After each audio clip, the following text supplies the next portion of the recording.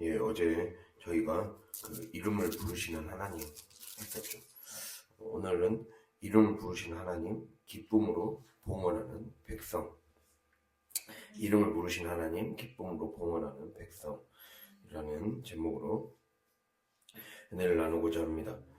오늘 말씀에서 이 구조 자체가 27절에서 30절은 이제 성벽을 이제 재건을 완성한 성벽을 봉헌하기 위해 그 봉헌을 준비하는 봉헌 준비 과정을 얘기하고 있고 31절에서 43절은 실제로 그 성벽 위에 올라서 봉헌하는 장면 그것을 얘기하고 있어요. 봉헌하기 위해 성벽 위에 31절부터 37절은 성벽의 오른쪽으로 가는 사람들. 그래서 31절에 나와 있죠. 끝에 한 무리는 오른쪽으로 분문을 향하여 가게 하니 오른쪽으로 행진하면서 올라가는 사람들. 그리고 38절부터는 왼쪽으로 행진해서 가는 사람들이에요. 그렇게 동그랗게 해서 만날 수 있도록 하는 거죠. 이렇게 이제 하고 나서 43절에 이들이 다 모여서 큰 제사를 드리고 심히 즐거워했다. 봉헌의 제사를 드리죠. 예배를 드리고 그리고 44절부터 47절은 이제 그들이 은혜 받고 나서 그들이 하나님 앞에 온전히 봉헌하고 나서 제사장과 레위 사람들 그리고 노래하는 자들과 문지기들에게 날마다 쓸 것을 공급해주는 은혜 이후에 그들이 어떤 식으로 은혜로 넘친 이후에 그들이 어떠한 삶의 변화가 있었는가를 지금 말씀하고 있습니다.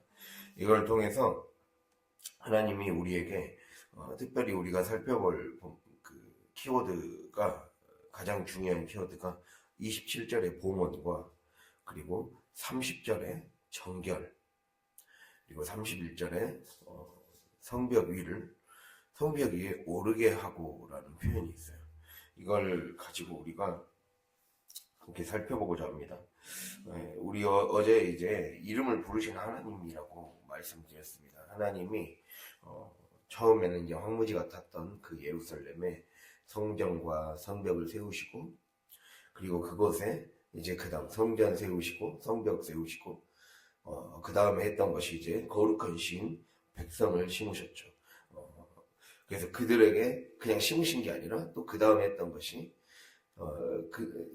그 심으시고 나서 이름을 부르셨습니다. 즉 그들에게 권한과 역할을 주셨죠. 그래서 그 원래 해야 될 사명을 감당할 수 있도록 재기능을 할 수 있도록 하셨습니다. 그래서 이들이 이제 제대로 그 이름을 불러줘서 그 일들을 해 나가려면 결국에는 하나님 앞에 온전히 바쳐져야 돼요. 하나님 앞에 온전히 바쳐지는 것. 이 봉헌은 바쳐짐을 의미한다고 할 수가 있습니다. 무언가를 하나님께 바쳐서 거룩히 구별하는 의식을 봉헌이라고 해요. 이브리어로 하노카라고 해서 이게 하나님 우리 안에 더럽혀진 늘 이제 우리 안에는 원죄도 있지만 자범죄도 있기 때문에 항상 우리가 삶이 늘 깨어있지 않으면 언제든지 우리 안에 부정함이 묻어서 하나님이 받으실 수 없는 예배의 상태가 될 수가 있단 말이에요. 그러니까 늘 드려질 수 있는 상태가 되기 위해 우리가 늘 깨끗이 우리를 갈고 닦고 경건에 이르기 위해 힘써야 되죠. 이렇게 무언가를 하나님께 온전히 바쳐서 내가 늘 더럽혀지지 않게 거룩히 살기 원합니다. 그 마음으로 구별하는 의식입니다. 구별해서 바치는 시간이라고 할 수가 있습니다. 그래서 그렇게 그들이 그렇게 하나님이 심으시고 이름을 불러주셨으면 그 이름을 불러주신 하나님께 대해서 온전히 반응을 해야 즉 그 역할을 제대로 하려면 우리가 온전히 드려져야 돼요.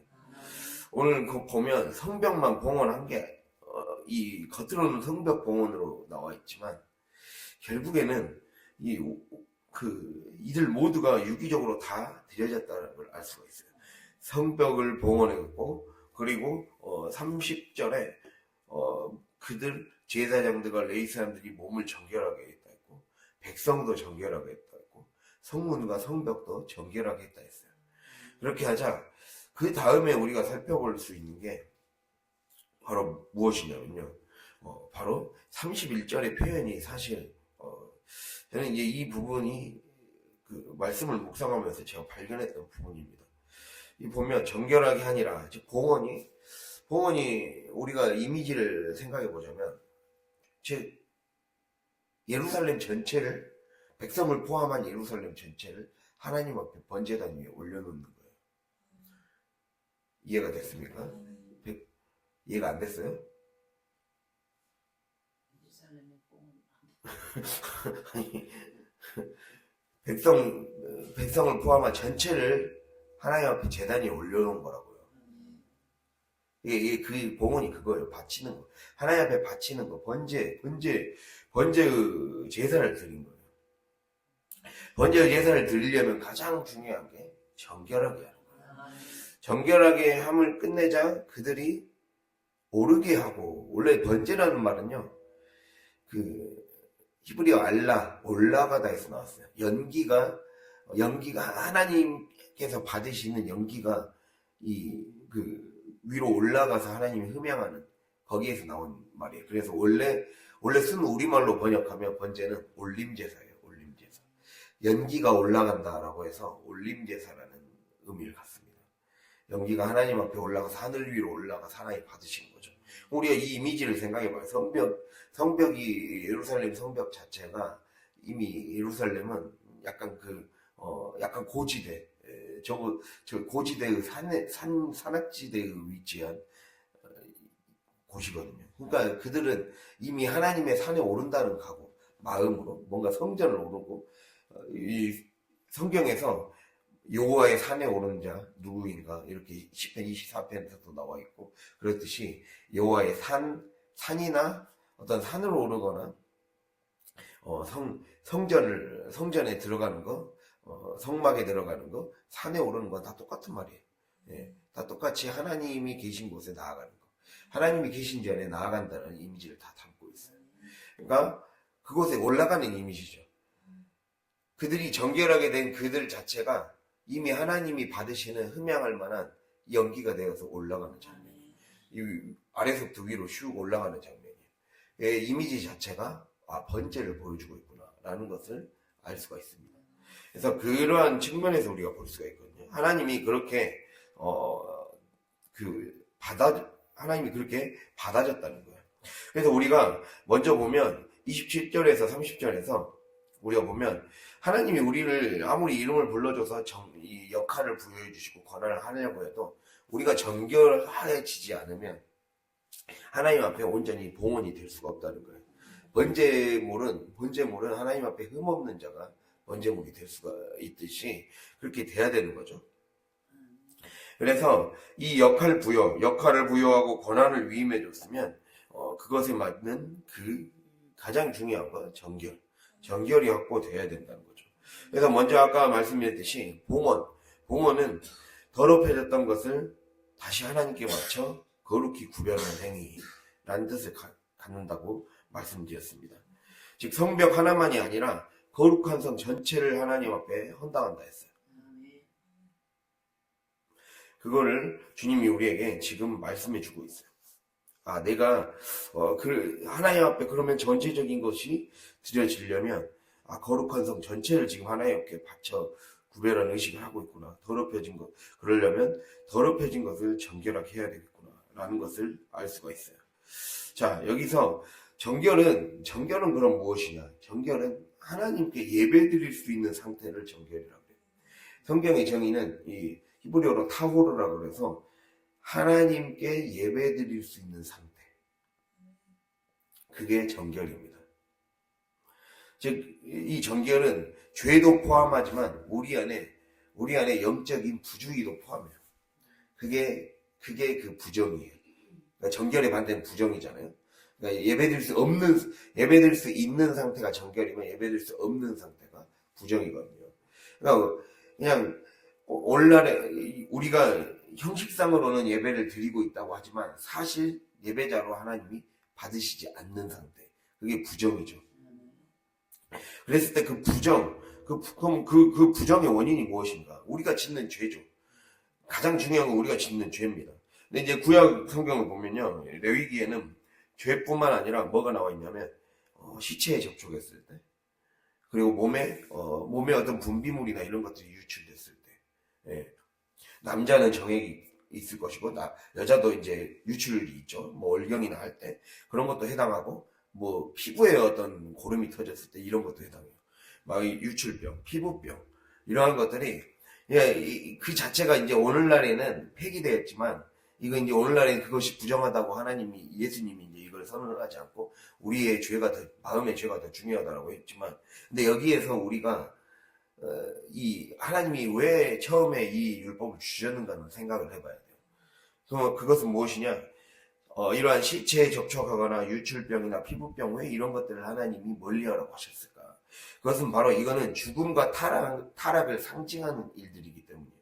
그러니까 여러분, 레위기에 보면요, 우리가 레위기를 이제 기회가 될 때 이제 또 66번 차례가 돌아오면 하겠죠. 그럼 레위기에서 보면 무엇이 우리의 예배를 병들게 하는가를 딱 이 부정하게 하는가를 해주는데, 가만 보면 오늘날에 왜 이렇게까지 했을까 생각을 하는데, 하나님이 우리를 훈련시키는 거예요.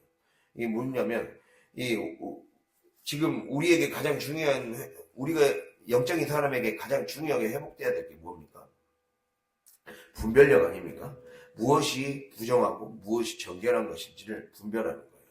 무엇이 하나님의 거룩한 것이 들어올 수 있는 통로가 될 수 있는지를 분별하고, 막아야 될 걸 뭘 막아야 되는지, 그거를 분별하는 게 핵심이에요.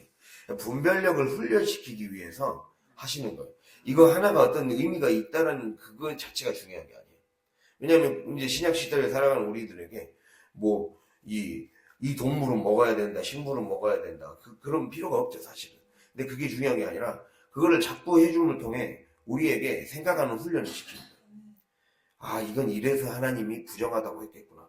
이건 이래서 하나님이 정결하다고 했겠구나. 일상에서 이런 행동을 하고 이러한 것들을 자꾸 생각하고 살면 부정해지겠구나. 이거를 훈련시키는 거예요. 그래서 이런 동물은 먹으면 안 되고, 먹으면 안 되는 거, 가면 안 되는 거, 취하면 안 되는 거를 자꾸 이 성경을 보면, 이 레위기 11장에서 16장이 그 부정에 대해서 다루고 있거든요. 부정과 정결. 어떻게 하면 예배 드릴 수 있는 예배자의 상태가 될 수 있는가. 잘 이해하셨습니까? 네. 그래서 우리가 결국에는 우리에게 얻고자 하는 교훈이, 우리가 예배에서 성공하고자 한다면 이 분별력이 회복돼야 돼요. 그래서 이 분별력이 나의 일상을 이끌고 갈 수 있도록 해야 된다는 거죠. 그래서 내가 이렇게 말하는 것이 내 영을 죽이는 행동이겠구나. 이 죽고 사는 것이 혀쓰기에 달려있다고 했는데, 내 혀를 어떻게 쓰냐에 따라 내가 생육하고 번성하는, 충만케 하는 열매를 맺을 수도 있고, 반대로 파괴시킬 수도 있다고 말씀드리지 않았습니까? 그런 것처럼, 그렇게 예수님은 그 마태복음 15장을 통해서 얘기를 하신 적이 있거든요. 구약에 나타나는 어떤 정결과 부정의 율법은 내가 새롭게 다시 완성했다. 그것은 바로 중요한 게, 겉으로 보여지는 정결 부정보다 더 중요한 건 마음의 부정이다라고 했어요. 마음의 부정. 우리 입술에서 나오는 거, 내 입에서 나오는 거, 내 생각에서 나오는 거, 나의 왜곡된 잘못된 욕망에서 나오는 거, 잘못된 감정의 처리에서 나오는 것이 곧 사람을 병들게 하고 다른 사람을 해치고, 그래서 그것이 진짜 예배자로 하나님 앞에 드려지지 못하게 만든다. 예수님이 유대인들과 논쟁하면서 그 얘기를 하셨죠. 그래서 우리에게, 그럼 예수님이 그 말씀을 하셨듯이 우리도 그것에 늘 깨어 있어야 된다는 거예요. 내가 평상시 때 의식적으로나 무의식적으로나 하고 있는 생각들이 하나님이 기뻐하실 만한 생각인가, 이러한 그 의식을 늘 하면서 살아야 된다. 그래서 그걸 일거수일투족 우리의 삶에서 더 세밀하게 접근을 해야, 이전에 우리가 그 열왕기상 엘리야의 예를 들면서 세밀하게 접근을 해야 하나님의 이 세미한 음성이 들릴 수 있는 거죠. 그 세미한 음성을 들을 수 있는 우리의 그 청결해진 마음 상태를 확보하는 것이 우리가 예배 때 은혜 받을 수 있는 비결입니다. 그래서 내일이 주일 예배이지 않습니까? 주일 예배 하나님이 그 나를 구별하셨어요. 하나님은 우리의 몸을 구별하실 뿐만 아니라 공간을 구별하시고 시간을 구별하시죠. 하나님이 특별히 시간을 구별하셨어요. 그래서 안식일에 복 주셨다 했어요. 하나님이 주의 날에 복을 주셨어요. 복을 주셨다고 그날에 우리가 정결하게 깨어 있으면 그날에 우리가 이 복을 주신 그 날에 우리가 정말 온 마음을 다해 준비하고 반응하면 그 복이 나의 것이 된다는 거죠. 그것을 우리가 믿고 준비를 잘 할 수 있는 주일 예배 준비 잘 할 수 있는 저와 여러분이 될 수 있기를 바랍니다. 이렇게 이 아까 말씀드렸듯이 부정의 원인이 죄와 시체 접촉, 유출병, 피부병 막 이런 것들이 있는데 이거는 죽음과 타락을 상기시키는 작용을 했어요. 우리의 삶에서 무엇이 나를 죽이는 일인가? 무엇이 나의 생각을 타락시키고 언어를 타락시키고 그래서 내 감정이 또 하나님에 대해서 멀어지게 만드는가? 내 의지가 경건해서 멀어지게 만드는가? 이거를 우리에게 생각하며 살라고 주님이 우리에게 던져주시는 거예요. 그래서 그 말씀을 꼭 기억하면서 우리가 그것을 우리에게 이게 정결하게 한다는 거예요. 이걸 정결하게 하려면 그래서 이러한 상태에서 우리를 정결하게 하려면 이 구약시대 때는 물로 씻거나 피로 속죄를 했어요. 물로 씻는 거는 맑은 물을 뿌리거나 엄청 깨끗한 맑은 물을 뿌리거나 아니면 목욕을 시켰어요. 목욕을 시키거나 손을 씻게 했습니다. 이게 이제 정결케 하는 일이죠. 즉 이거는 이제 오늘날 신약시대로 넘어와서 우리에게 세례를 의미해요. 세례. 우리가 예수 그리스도와 세례는 근데 이제 세례의 의미를 우리가 이 로마서에서 얘기하고 있죠. 세례에 대해서 한번 세례의 의미가 무엇인지 한번 살펴볼까요? 로마서 6장입니다.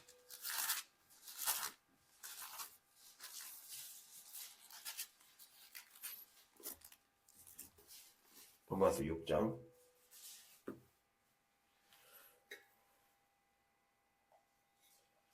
246페이지 로마서 6장 1절에서 4절입니다. 1절에서 5절까지 같이 읽겠습니다. 그런즉 우리가 무슨 말을 하리요? 은혜를 더하게 하려고 죄에 거하겠느냐? 그럴 수 없느니라. 죄에 대하여 죽은 우리가 어찌 그 가운데 더 살리요? 무릇 그리스도 예수와 합하여 세례를 받은 우리는 그의 죽으심과 합하여 세례를 받은 줄을 알지 못하느냐? 그러므로 우리가 그의 죽으심과 합하여 세례를 받음으로 그와 함께 장사되었나니 이는 아버지의 영광으로 말미암아 그리스도를 죽은 자 가운데서 살리심과 같이 우리로 또한 새 생명 가운데서 행하게 하려 함이라. 만일 우리가 그의 죽으심과 같은 모양으로 연합한 자가 되었으면 또한 그의 부활과 같은 모양으로 연합한 자도 되리라. 아멘. 예, 이렇게 말씀하죠. 그래서 부정을 정결케 하는 일은 물로 씻어야 돼요. 근데 그 중에서 이 물로 씻는 아까 맑은 물 뿌리기, 목욕, 손 씻기 등을 얘기했는데 결국에는 이 물은 이 세례를 말하는 거예요. 세례. 우리에게는 이 세례의 영적 의미를 그 로마서를 통해서 바울이 얘기를 해주죠. 그거는 바로 우리는 죄에 거할 수 없다는 거예요. 그걸 얘기하는 거예요. 죄에 대하여 우리는 죽었다 라는 것을 의미합니다. 세례는 나는 죄에 대해 죽었다. 여기서 죄에 대하여 죽었다는 말은, 보다 정확한 말은 나는 죄의 세력이 거하는 곳에 사는 사람이 아니다, 이런 뜻이에요. 죄의 세력이 그러니까 죄의 세력이 다스리는 나라에 사는 사람이 아니다. 네. 죄의 세력이 다스리는 나라에 사는 사람이 아니라는 거예요. 지금 나는 하나님 나라 사람이라는 거예요. 이제는 내 삶의 국경이 바뀐 거죠. 우리가 이스라엘 백성들이 홍해를 건너므로 애굽에서 이스라엘이라는 국경으로 넘어왔잖아요. 그리고 뭡니까? 또 요단강을 건너므로써 그들이 광야에서 그들이 가야 될 가나안 땅으로 건너왔잖아요. 그러니까 이 강을 건너고 바다를 건넌다는 거는, 우리의 물을 건넌다는 거는 내가 이제 바꾼 거예요. 근데 물을 건너는 순간 국경이 바뀌잖아요. 내 삶의 나라가 바뀐 거예요. 나라가 바뀌기 전에 옛 것을 물 속에 다 수장시키고 오는 거예요. 옛 사람을 다 수장시키고 새 사람이 되어 오는 거예요. 우리가 보면 그 4절에 우리로 또한 새 생명 가운데서 행하게 하려 함이라라고 나와 있죠. 이게 이런 걸 이제 그 언어에서는 의역이라 그러는데, 의역이라 그래서 의미를 이해하게 하려고 하는 건데, 정확한 이게 직역을 원래 그냥 단어 그대로 직역하면요, 우리로 새 생명이 되어 그 바다에서 걸어 나오게 하려 합니다. 이런 뜻이에요. 그 바다에서 걸어 나오게 하려면, 그러니까 이 홍해 바다에서 걸어 나오라는 거죠. 이 죽음의 바다에서 내 옛사람을 수장시키고 새 사람이 되어 걸어 나오라는 그런 의미를 갖고 있습니다. 그게 바로 세례의 의미예요. 그리스도 예수 합하여 나는 이제 옛사람은 죽어버렸다는 거예요. 그래서 옛사람을 수장시키고 이제 나는 새 생명이 되어 걸어 나오는 거죠. 그것을 얘기하고 있습니다. 그렇기 때문에 그렇게 우리는 그의 죽으심과 같은 모양으로 연합한 자가 되었기 때문에, 여기서 앞에 죽으심과 같은 모양으로 연합한 자가 바로 내 옛사람이 그리스도 예수와 함께 십자가에 못 박혀서 물의 비유를 얘기하자면 수장되었기 때문에 이제는 나는 부활의 삶을 살아가는 거죠. 부활이 질서가 되고 새 질서가 되는 그 나라로 들어온 거예요. 그래서 항상 우리가 예배라는 것은, 내가 하나님 나라의 질서의 사람으로 산다라는 그 선포를 아멘으로 받아들이고 나의 삶의 질서로 받아들이는 거예요. 여러분, 나의 삶의 질서로 받아들이는 거예요. 우리가 이제 이게 생각의 구조가 바뀌어야 돼요. 그러니까 우리가 예전에는 믿음 생활을 할 때 그냥 자기 안에 이제 조금 은혜가 시들거나 이랬을 때 말씀을 듣고 다시 살아나서 힘을 얻어서 살아야지. 이 세상이 약하고 이 세상은 결국에는 이 저천국에만 소망이 있으니까, 그거는 저천국에만 소망이 있는 사고방식이에요. 옛날 사람들의 신앙생활은 이랬어요. 우리가 하나님을 제대로, 우리가 자꾸 그 얘기 하잖아요. 죽어서의 천국만이 아니라 이 땅에서의 천국 누려야 된다. 이 땅에서의 천국을 누리려면 우리의 생각이 바뀌어야 돼요. 그건 무엇이냐? 우리가 지금까지는 항상 교회에서 은혜 받고 잘 살다가 또 은혜빨 떨어지면 다시 충전해서 가야지. 그냥 충전으로만 생각했어요. 저도 그렇게 생각하면서 살았어요. 근데 충전이 아니에요. 충전이 아니라 우리의 삶의 구조가 다 아예 바뀌는 거예요. 내가 아예 기본적인 생각의 질서 자체가 바뀌는 거예요. 왜냐? 이 땅을 천국으로 살아야 되기 때문에. 그러니까 이 땅의 천국의 영역을 확대하는 거예요. 죽어서 천국에 가는 수준이 아니라 이 땅에서의 천국을 작은 영역, 결국 내 앞에 바운더리에만 있던 삶에서 점점 넓히는 거죠. 가정으로 넓히고, 내가 있는 공동체로 넓히고, 교회로 넓히고, 다 계속 넓히는 거죠. 내 삶의 천국이 넓어지는 거. 그것을 주님이 우리에게 원하신다는 거예요. 그게 되려면 완전히 내 옛사람을 수장시키고, 너는 나라를 바꾼 사람이다. 너의 삶은 이제 나라가 바뀐 사람이다. 라는 것을 기억해야 된다는 거예요. 근데 나라가 바뀌니까 우리가 계속 그 얘기를 하는 거예요.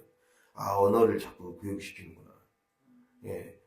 나라가, 우리 국적이 바뀌었으니까 국적이 바뀐 사람에게 가장 먼저 교육시켜야 될 게 언어 교육을 시켜야죠. 뭘 하겠습니까? 빨리 언어를 교육시켜서 그 나라에 적응하고 빨리 그 티를 벌여야 되죠. 군대 같은 데 가도 군대 언어부터 교육시켜요.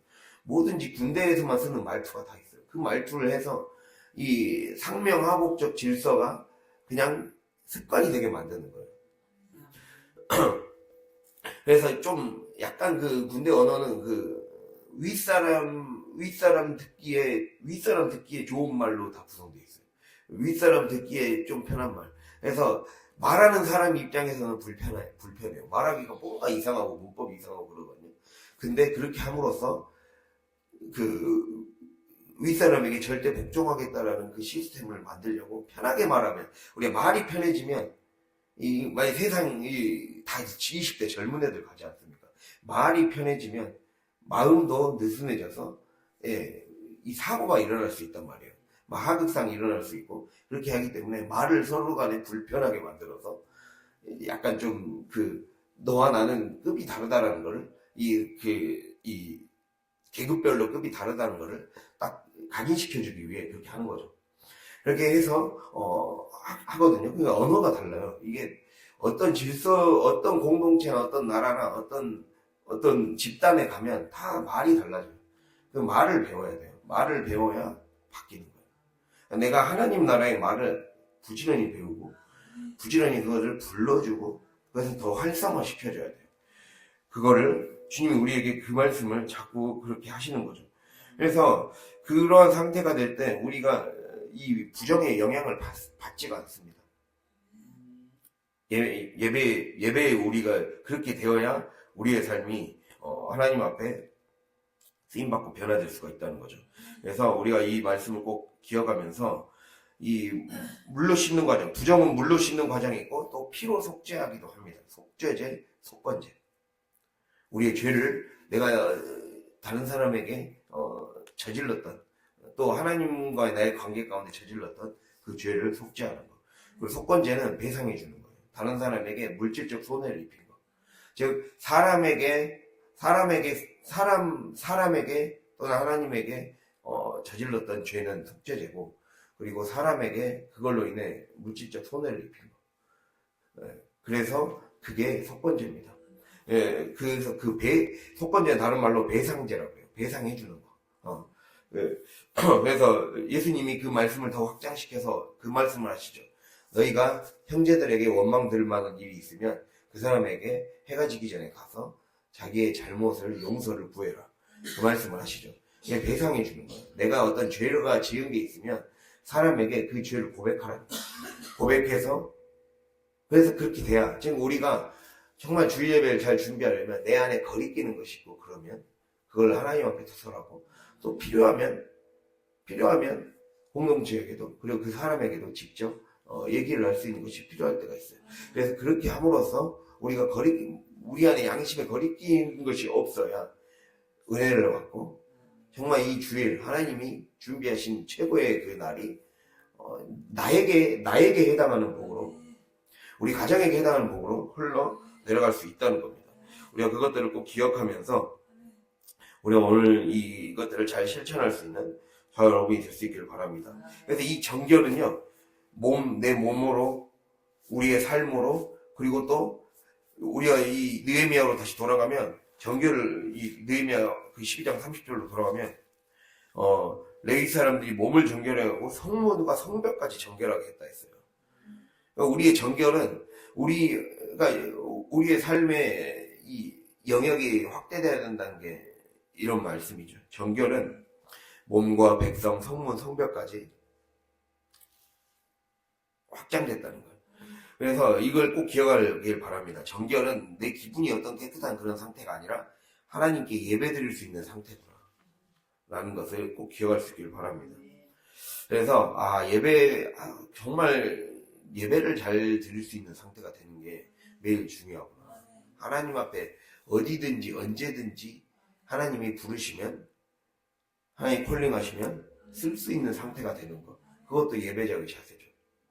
단순히 어떤 주일 예배로서의 우리가 적용을 했지만 결국에는 매일매일이 우리의 삶의 무엇인가 예배자이기 때문에 내가 항상 하나님이 부르시면 그 사명을, 내 이름을 부른 건 너에게 이런 역할을 주겠다, 너에게 이런 사명을 주겠다, 그래서 그것만은 권한을 주겠다 했는데 내가 늘 죄로 물들어 있고 내가 늘 내 관리를 제대로 하지 못해서 늘 넘어져 있고 늘 두려움과 그것에 쌓여 있으면 우리가 어떻게 하겠습니까? 아무것도 할 수 없죠. 하나님 이름을 불러주셔도. 그것이 되지 않도록 우리가 항상 이것이 그냥 매일매일 우리의 삶이 이렇게 드려져야 된다는 거예요. 그래서 번제라는 거는 우리가 이 번제로 이 성벽 공헌을 번제로 생각해 볼 수 있는데 번제라는 건 매일 드렸어요.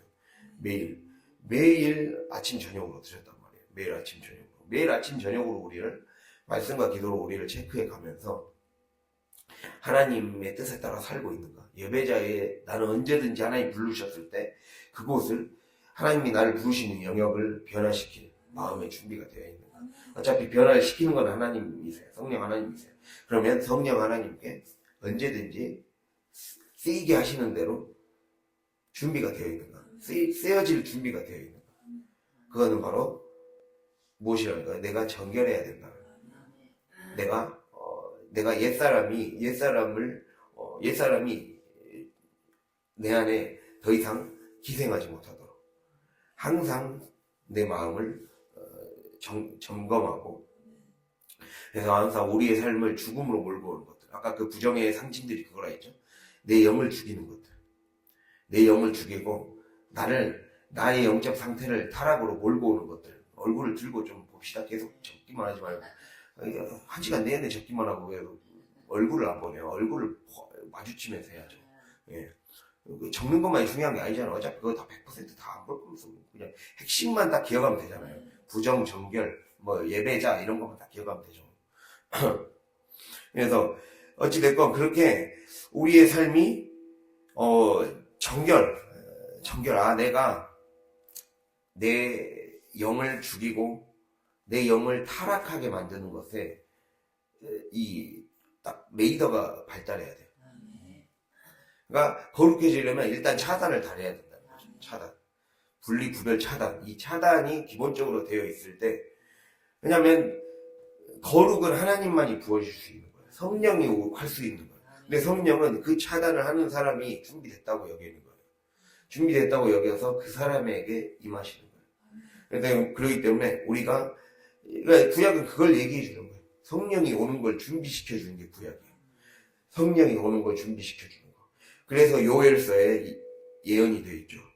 예, 마지막 날에 내가 말세에 성령을 부어주셔서 그때 자녀들은 예언을 하고 청년들은 환상을 보고 아비들은 꿈을 꾸리라. 이 성령을 부어준다는 것은 말세에 이 왕과 제사장과 선지자에게만 기름 부어줬던 거를 모두에게 기름 부어주겠다는 거예요. 모두에게 역할을 주겠다는 거예요. 그거기 때문에 우리가 정말 항상 내 마음과 생각과 말을 신경 쓰고 내 안에 죽음의 장소가, 죽음의 영들이 나를 침범하지 못하도록 항상 우리의 생각과 말과 우리의 레이더가 작동할 수 있는, 영적 레이더 접수가 작동할 수 있는 우리 모두가 될 수 있기를 간절히 바랍니다. 하나님이 우리에게 그 삶을 원하십니다. 그렇게 됐을 때 하나님이 이제 그게 우리 정결함이 준비됐을 때 31절 이후부터 그렇게 주님이 그 준비된 자의, 정결이 준비된 자의 그 전부를 하나님이 받으시는 거죠. 전부를 받으시고 그 연기가 흠양해서 연기를 흠양하시고 하나님이 흠양하실 때 우리의 삶이 어떻게 되느냐. 43절 보면 43절 하기 전에 이 성벽을 따라 행진하잖아요. 오른쪽 왼쪽 이렇게 성벽을 따라 행진하는 두 행렬 전체가 번제물처럼 하나님께 이렇게 딱 연기가 올라간다는 거예요. 그걸 받으면서 하나님이 이제 향기로 받으십니다. 그 향기를 받으시면서 그 향기를 받으시자 43절 같이 읽을까요? 그리고 심히 즐거워하였으니 이는 하나님이 크게 즐거워하게 하셨습니다. 부녀와 어린아이도 즐거워하였으므로 예루살렘이 즐거워하는 소리가 멀리 들렸느니라. 아멘. 자, 우리가 큰 제사를 드리고 심히 즐거워하였다. 하나님이 크게 즐거워하게 하셨다. 이 하나님이 크게 즐거워하셨다는 것은 이 레위기에도 이 표현이 나오거든요. 하나님이 하나님 앞에 하나님이 기뻐 받으실 만한 제사를 드리면 하나님이 그걸 흠양하시고 기뻐하신다, 즐거워하신다 그랬어요. 그러니까 이 제사 용어예요. 그러니까 이 봉헌식을 하나님께 드려지는 번제로 여긴 거예요. 주님도. 그래서 그걸 기뻐하셨어요. 그러자 그들도 기쁨이 생겼다는 거예요. 우리 여기서 중요한 게 즐거워하다는 말이 계속 나오죠. 즐거워하다. 이게 네 번, 다섯 번 가까이가 나와요. 반복적으로 똑같은 절수에서 즐거워하다만 계속 나와요. 근데 이 우리의 기쁨, 여기 기쁨으로 번역되는 거거든요. 기쁨의 근원이 어디에 있는가를 딱 바로 얘기해 주고 있잖아요. 하나님이 기뻐하실 때, 그러니까 하나님이 우리의 예배를 기뻐 받으실 때, 우리 안에 기쁨이 회복되는 거예요. 우리 성경에서의 기쁨이란 말의 뜻은요, 하나님이 일하기 시작하셨을 때, 인간이 경험하게 되는 게 기쁨이라고 해요. 그래서 정확한 뜻으로는 하나님의 구원 행위가 우리 안에 펼쳐졌을 때, 우리가 마시게 되는 그 샘물의 근원을 기쁨이라고 해요. 샘물의 근원. 기쁨의 근원 되시는 예수를 위해 삽시다. 이러한 찬양 가사처럼 우리 안에 그러니까 한마디로 이거는 예배를 통해서만 얻을 수 있는 거거든요. 우리 안에 예배가 회복되면 기쁨이 회복돼요. 예배가 회복되기 시작하면 하나님이 그걸 기쁘게 받으시면서 하나님만이 주실 수 있는 우리의 영혼의 목마름과 배고픔을 채워줄 수 있는 그것이 채워지는 거죠. 목마름이 채워지면서 그 샘물 근원이 터지기 시작해요. 지금 우리의 삶이 황무지 같은 곳이잖아요. 주님이 우리를 황무지에 심으셨다 했어요. 황무지에 심으셨고 헐벗은 곳에 심으셨어요. 근데 그곳을 주님이 무슨 계획을 갖고 심으셨습니까? 그 헐벗은 산 황무지에 샘이 나고 강물이 나고 사막이 강이 되게 하시기 위해 주님이 세우셨다고 그랬잖아요. 그러니까 우리의 황무지 같은 그 마음의 심령 가운데 불가능할 것 같아 보였던 그 샘물이 나올 수 있는 그 시설을 주님이 우리의 삶에 세워주시겠다는 거예요. 그렇기 때문에 우리가 그게 그 기쁨이죠. 진짜 우리의 삶의 모든 문제를 해결해 줄 수 있는 키가 우리의 영적인 식수가 확보되어야, 영적인 식수가 확보되어야 내 삶의 식수가 해결되는 거예요.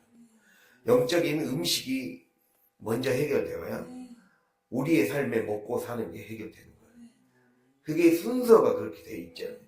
그게 되어야 되기 때문에 그게 될 때 누리게 되는 게 기쁨이라는 거예요. 성경에서 기쁨은 그렇게 정의해요. 영적인 식수가, 영적인 음식이 확보될 때 인간이 누리게 되는 게 기쁨이다 라고 하는 거죠. 그래서 바로 하나님만이 기쁨을 부어주실 수 있기 때문에 우리의 삶의 기쁨이 회복되고 싶다면 이렇게 돼야 되겠구나. 위에서 내려오는 게 기쁨이구나. 내가 제대로 예배를 드려지기 시작하면 기쁨, 즉 내 안에 내 삶의 근본적인 문제 해결의 실마리가 어디에서 시작돼요? 영적인 식수를 확보하는 거, 영적인 음식을 확보하는 거, 그것에서 시작한다는 거죠. 주님이 그것을 더 온전한 예배자로 서는 자에게는 하늘 창고에 부으신다고 그랬어요. 부으신다고. 우리의 영혼의 하늘 창고에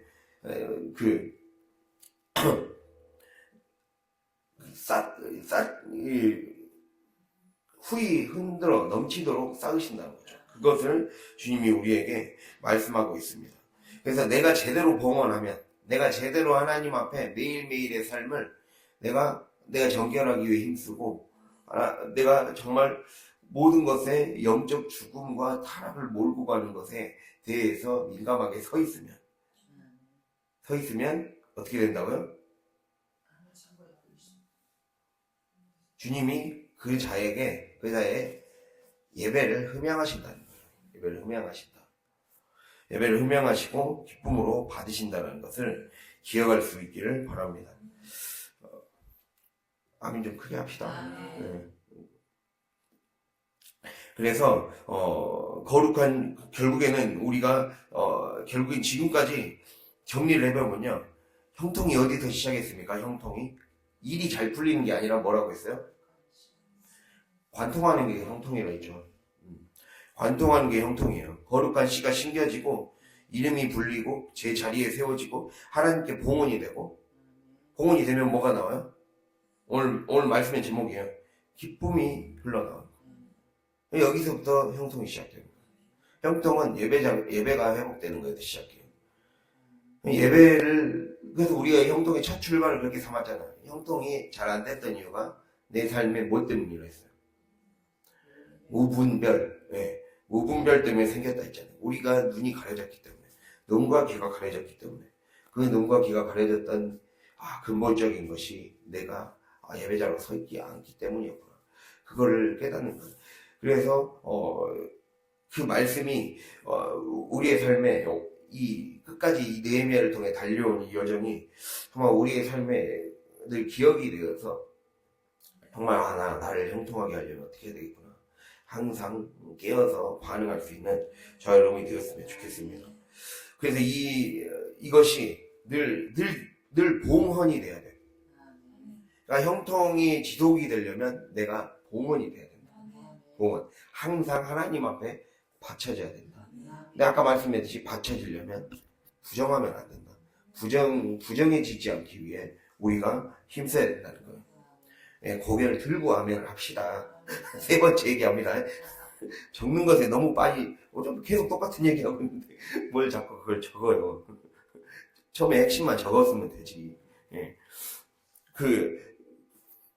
그래서 형통이 되기 위해서 내가 봉헌이 돼야 된다는 거예요. 봉헌. 받쳐져야 된다.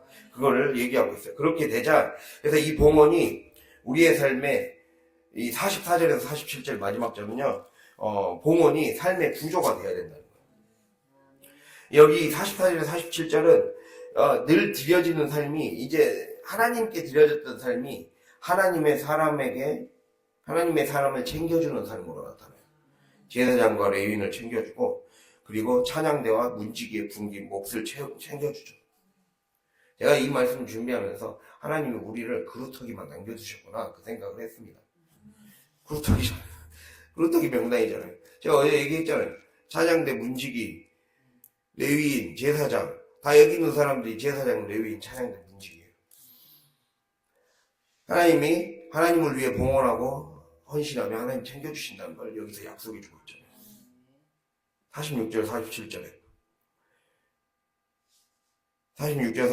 47절 스룹바벨 때와 느헤미야 때에는 온 이스라엘이 노래하는 자들과 문지기들에게 날마다 쓸 몫을 주되 그들이 성별한 것을 레위 사람들에게 주고 레위 사람들은 그것을 또 성별하여 아론 자손에게 주었느니라.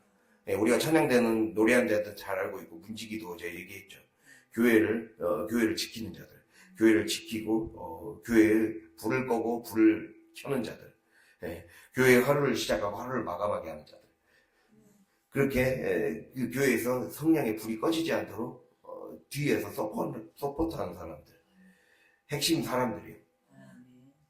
하나님 그 사람들 챙겨주신대요.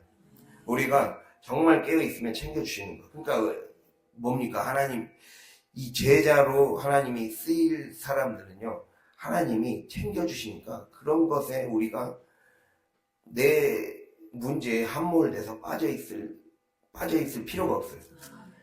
주님이 얘기를 하시죠. 디모데후서에서도 바울을 통해서 군사는 자기 생활에 얽매이지 않는다. 군사는 자기 생활에 얽매일 필요가 없어요. 나라가 책임져 주잖아요. 하나님의 나라의 핵심 자원을 나라의 공무원이 대통령이 책임져 주잖아요. 그럼 뭘 그렇게 걱정을 합니까? 걱정을 할 문제가 아니에요. 하나님 일에 어떻게 하면 더 잘할까? 어떻게 하면 하나님 나라를 위해 더 쓰일까? 어떻게 하면 조금 더 정결해지기 위해, 그래서 거룩한 자로 하나님 앞에 서기 위해 더 많은 은사와 능력을 받아서 하나님의 놀라운 일들을 만들어가는데, 이 빈자리를 채워가는데 우리의 몸 마음을 쏟는데, 그거에만 해도 하나님이 다 책임져 주세요.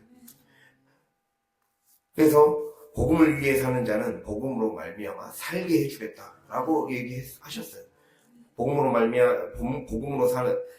전하는 자는 복음으로 말미암아 살리라. 예, 고린도전서에 나와 있죠. 즉 복음을 전하는 자, 복음을 위해 사는 자는 그 복음 때문에 먹고 살게 해주겠다는 거예요. 우리가 항상 이 말씀을 딱 마음에 기억하면서 우리가 내가 예배자로 온전히 서야 되겠구나. 그래서 승리해야 되겠구나.